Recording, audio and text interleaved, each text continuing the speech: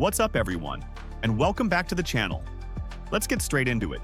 Mazda just pulled the covers off the all-new 2026 CX-5, and let me tell you, it's a serious glow-up.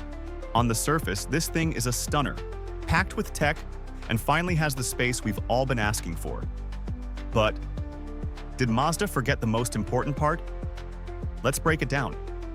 First off, the looks.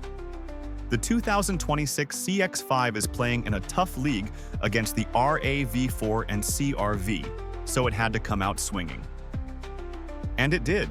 The design is an evolution, still rocking that signature Kodo design language, but with a much sharper, more modern edge. The headlights are slimmer, the front fascia looks wider and more aggressive, and that glossy black trim gives it a premium, almost rugged vibe. Around back, they've ditched the old logo for bold Mazda lettering across the tailgate, a move straight from the CX-70 and CX-90 playbook. It's a clean, high-end look. But the biggest news is the size. They finally listened. The number one complaint about the old CX-5 was that it was a little tight.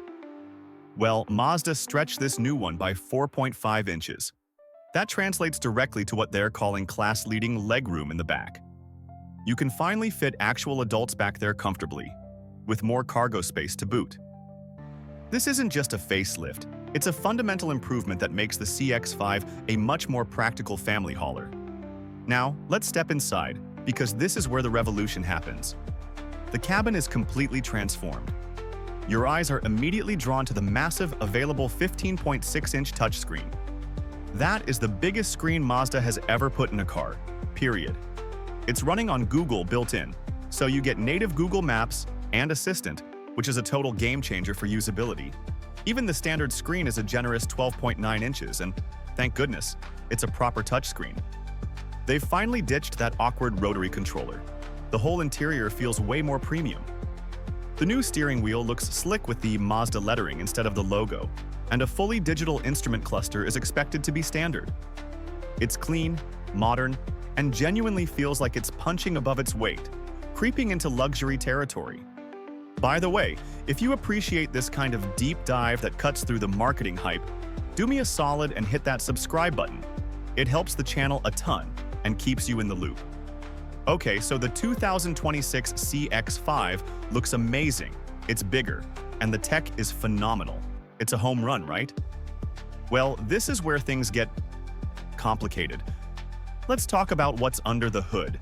Powering this futuristic-looking SUV is the same 2.5-liter four-cylinder engine we've had for what feels like forever.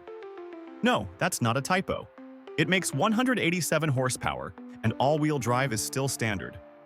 Mazda defends it as a mature and very reliable engine, which is code for it's old, but it works. We've tested this engine before, and it's fine, but it desperately needs more low-end torque. Even worse, the more powerful turbo engine is gone at launch. And the hybrid? You're not getting a Mazda-built hybrid until 2027.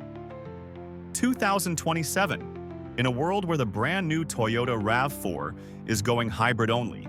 Waiting until 2027 feels like a massive miscalculation. Mazda says it's because the CX-5 is built in Japan, so they can't borrow Toyota's tech like the Alabama-built CX-50 does.